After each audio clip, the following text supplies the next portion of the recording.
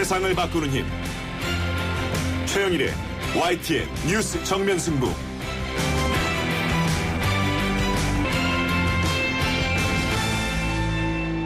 YTN 뉴스 FM 뉴스 정면 승부 3부 시작합니다.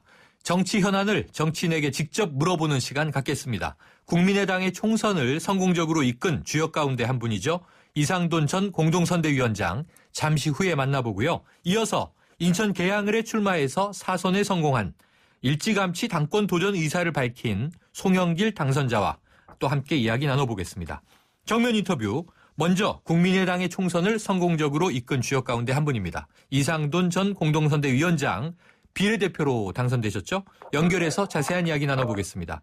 나와 계십니까? 네, 안녕하십니까? 네, 안녕하세요. 자, 조금 늦었지만 축하드립니다. 네, 고맙습니다. 네, 감사합니다. 네, 이 국민의당이 호남 선거뿐만 아니라 정당 투표에서요 26.7% 국민들에게 높은 지지를 받았는데요. 이번 선거 결과를 어떤 함의로 읽고 계십니까?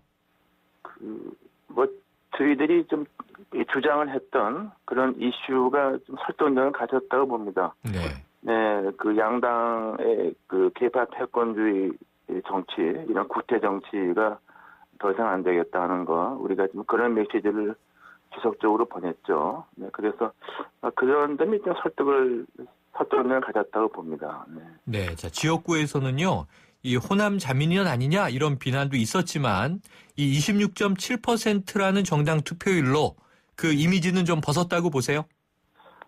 네, 그렇죠. 아무래도 이제 수도권 선거에서 좀 보다 좋은 성적을 못 낸 것도 참 안타깝죠. 네.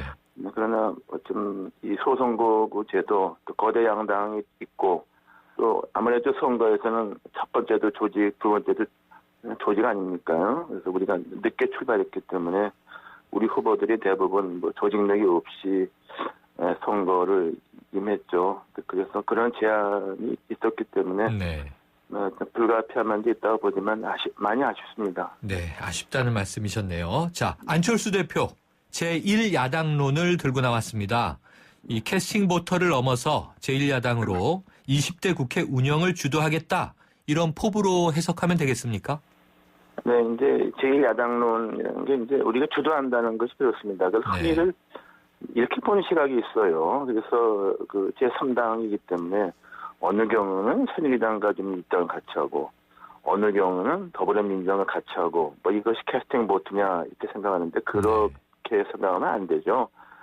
우리 당이 있음으로 해서 그 여당과 집권 여당과 제 여당 사이에 굉장히 벌어진 간극을 우리가 좀 주도적으로 가깝게 해서 뭔가 좀 합의와 타협을 이루는 이런 정치를 하게 되면은 우리가 작은 의원 숫자지만은 전국을 이끌어갈 수 있다. 뭐 이렇게 생각하시면 되겠습니다. 네, 자, 안철수 대표가 주말에 광주를 찾아서 인상적인 말을 남겼네요. 호남 선거 결과는 선물이 아니라 숙제다. 국민의당을 정권 교체의 도구로 선택한 호남의 뜻을 잘 안다. 이렇게 말했는데요. 자, 그러면 이제 호남이라는 한계를 넘어서 어떻게 전국 정당화할 것이냐? 이 과제 어떻게 푸실 생각이세요? 네, 일단은 우리가 좀 조직을 좀 정비해야 되겠죠. 네. 어차피 우리가 전당대회도 치러야 되고 하니까 조직을 정비해서 그리고 그 지난번에 사실상 영남 같은 데는 우리가 후보도 많이 추천하지 못했습니다. 네.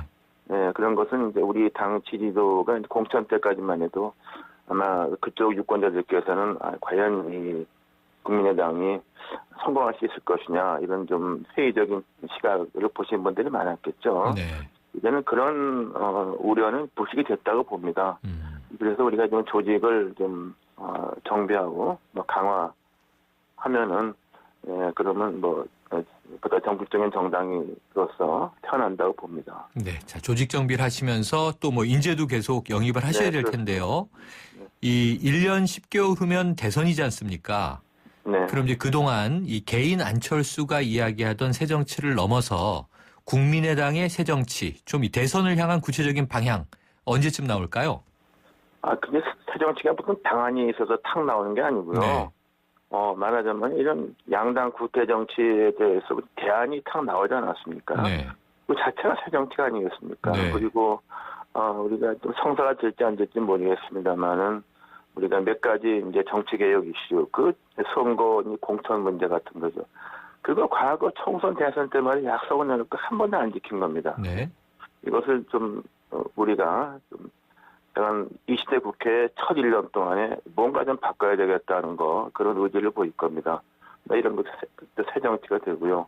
무엇보다도 우리 좀 민생 문제 같은 데에서는 좀 우리가 과감하게 좀 타협점을 좀 추구해서 정부 여당이 원하는 법안도 좀 야당의 어떤 주장을 좀 수용하면은 통과될 수 있도록 그 대안을 제시하는 정치, 이런 것을 추구할 겁니다. 이런 것이 다 새 정치가 아니겠습니까? 예. 지금 말씀하신 것과 관련해서 국민의당이 제안한 4월 임시국회, 오늘 국회의장과 이제 3당 원내대표 회동이 있었고요. 네. 오는 20일부터 한 달간 열린다고 하는데요. 그러면 이제 19대 국회 마무리 정책공조 측면에서 어떻게 좀 이 새 정치를 그럼 보여주실 생각이세요? 네, 일단은 좀 정부 여당이 추진하는 법안이 있죠. 이른바 경제 살리기 법안, 또 민생 법안인데 그런 법안에 대해서도 아마 우리 원내대표도 같은 생각일 겁니다. 야당이 좀 특히 문제를 제기하는 몇 가지 부분만 좀 정부 여당이 양보를 할 것 같으면은 그런 것을 또 충분히 수용할 수 있겠죠. 그리고 더 중요한 것은 집권 여당과 정부가 좀 지금까지 국정 운영 방식에서 좀 벗어나야 됩니다. 네. 그래서 지금 야당, 야3당이 강력히 요구하는 한 2개 정도의 어떤 이슈가 있죠. 그런 데 대해서는 정부 여당도 좀 받아들여야 한다고 봅니다. 그래서 정부가 자기들이 원하는 이른바 경제 법안은 다 받으려고 그러고 야권이 요구하는 것은 하나도 안 받고, 저는 집권 여당이 그런 자세를 더 이상 할 수 없다고 봅니다. 네. 그런데 오늘 이제 이 보도를 보니까요, 제가 느끼기에 이제 투트랙 전략, 이 노동법 개혁이라든가 경제 관련 쟁점 법안은 이제 최대한 타협을 위해서 노력을 하시고, 새누리당과 지금 세월호 특조위, 이 특별법 문제하고 역사교과서 국정화 같은 것은 이 더불어민주당과 야당 간 연대를 통해서 또 여당을 압박한다, 이제 이런 것이 나왔는데요. 이 집권 여당 입장에서는 한 가지 현안은 협의하고 또 다른 부분은 반대에 맞서고, 요게 좀 가능할까요? 그러니까 집권 여당이 더 이상 이제 할 수가 없지 않습니까? 물론 19대 국회에서는 의석수가 이제 집권 여당이 과반수를 넘지만은 이미 이제 집권 여당은 지금 말하자면 중대한 레임덕에 빠져 있는 그런 모습이 되어 있지 않습니까? 그래서 19대에서 받아들이지 않으면은 말하자면 야권의 주장을 조금 더 받지 않는다 이렇게 되면은 20대 국회가 잘 되겠습니까? 20대 국회는 의석이 바뀌지 않습니까? 그래서 청와대와 같은 집권 여당이 이런 점을 충분히 좀 고려해야 한다고 봅니다. 네, 지금 모든 정당이 직면한 문제가 이제 전당대회인데요. 국민의당도 열어야 되잖아요. 한 언제쯤 예상하세요? 현재 당원 당규에서는 8월 초까지 열게는 돼 있습니다. 거기에 앞서서 이제 우리는 이제 당원도 좀 부족하고 조직도 시도당도 구성이 안 된 것도 있지 않습니까? 그런 정비 작업을 이제 곧 해야 된다고 생각합니다. 8월 초 이전, 빠르면 6, 7월 중에 이제 잡으실 수 있겠군요. 네, 7월 말이나 8월 초 되겠죠. 네. 자, 그러면은 이 가장 중요한 게 아까 잠깐 언급했던 이제 내년 대선 아니겠습니까? 네, 그렇습니다. 그러면 이제 또 더불어민주당 이전에 새정치민주연합 때도 이것 때문에 시끄러웠지 않습니까? 당권 대권 분리냐, 혹은 또 관리형 대표가 필요한 거냐, 지금 누가 그럼 차기 당권 주자냐, 이런 논의가 벌써 이제 무성한데요. 어떤 방안 필요하다고 보세요? 네, 그래서 제 생각은 현재 집권 여당과 의석수가 제일 많은 야당인 더불어민주당은 100석이 넘는 정당 아닙니까? 근데 우리는 좀 생긴지도 얼마 안 되는 정당이고 신생 정당이기 때문에 그건 어디까지나 제 생각입니다. 그런 100석이 넘는 이제 이미 확립되어 있는 그런 정당이 하고 있는 룰을 우리가 그대로 따라가는 것은 무리가 아닌가, 그런 생각을 좀 하고 있습니다. 네. 그럼 지금 좀 작은 사이즈에 맞게 더 효율적인 방법을 또 이 창의적으로 내실 수도 있겠군요. 네, 이미 생긴 지가 얼마 안 된 정당이기 때문에 그래서 그 최초에 이제 전당대회 하기 때문에 그런 부분에 대해서는 좀 고려할 점이 있다고 봅니다. 네, 그러면은 그냥 조금 구체적으로 이 세간에서 궁금해하는 점을 여쭤보면 이 차기 그러면 전당대회에서 안철수 대표는 대표에서 빠질까요? 네, 글쎄 뭐 그걸 제가 말씀드릴 수는 없는데요. 네. 뭐 당권 대권의 이제 구분하는 것은 뭐 제재가 되어 있지 않습니까요? 네. 문제는 그것은 이제 언제 구분하느냐 하는 문제죠. 타이밍의 문제군요. 네, 타이밍의 문제인데 그런 것에 대해서 좀 깊이 생각해 볼 분이 있다고 봅니다. 네. 자, 그러면은 지금 이제 20대 국회에 국회의장 선출을 두고 뭐 다소 좀 기싸움이 있어 보입니다. 결국 이 새누리당이 이제 이 무소속들을 복당시켜서 이 수를 좀 부릴 것이냐, 아니면 총선에서 어쨌든 제1당의 숫자를 차지한 더불어민주당이 국회의장을 맡을 것이냐. 국민의당이 여기서 캐스팅 보터 역할을 잡고 있는 것 같은데요. 당 내부 기류는 어떤가요? 그거에 대해서는 제가 뭐 정확히 알 수가 없네요. 그 네. 부분에 대해서는 좀 뭐 제가 다른 의원들하고 네. 없기 때문에 그 부분에 대해서 뭐라고 말씀드릴 수가. 혹시 개인적인 견해는 네. 따로 없으세요? 만일에 새누리당이 뭐 합당 의원들 복당시켜서 누원수를 가장 많은 정당이 되면은 네. 그렇다 하게 되면은 거기서 국회의장을 꼭 내겠다 하게 되면은 뭐 그것도 뭐 이야기는 된다고 봅니다. 그러나 사실 그게 중요한 게 아니죠. 국회 내에서 의석수가 변경하지 않았습니까? 네네. 그게 더 중요한 거죠. 의장은 네. 어차피 이미 정치적 중립자가 되는 거니까요. 저는 그거는 뭐 크게 중요한 문제가 아니라고 봅니다. 알겠습니다. 자, 오늘 말씀 감사합니다. 네, 감사합니다. 지금까지 국민의당 전 공동선대위원장 이상동 당선인이었습니다.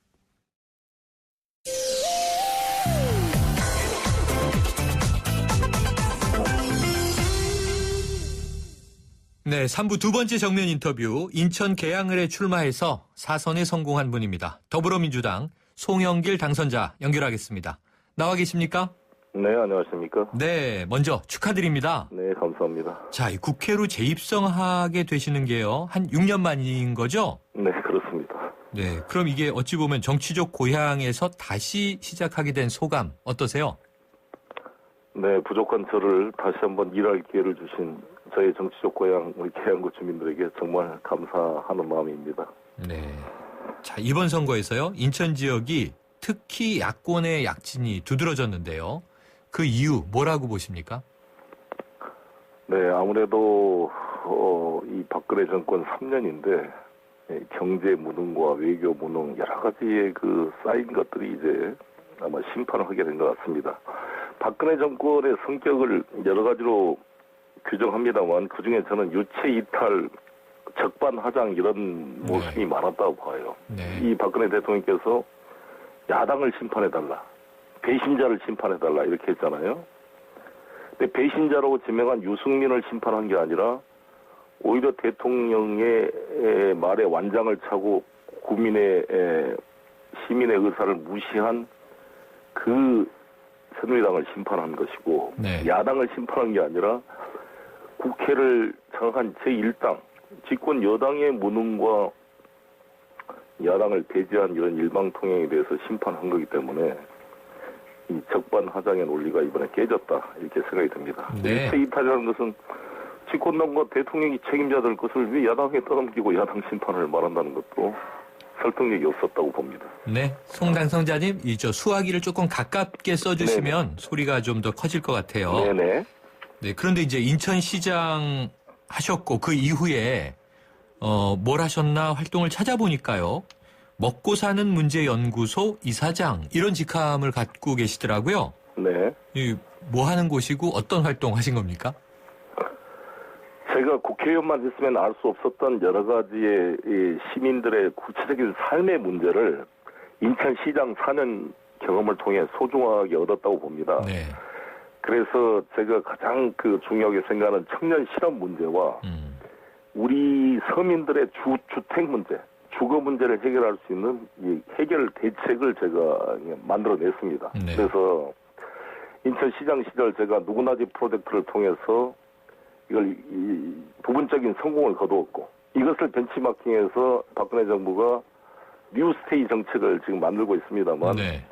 이거는 약간의 문제가 많습니다. 뉴스테이의 문제점을 보완한 송영길표 누구나 집 프로젝트를 통해서 재개발 재건축의 출구 전략을 만들어내고 기존 집값의 10%만 있으면 자기 집을 살 수 있는 구조를 만들어내서 지금 추진하고 있습니다. 네.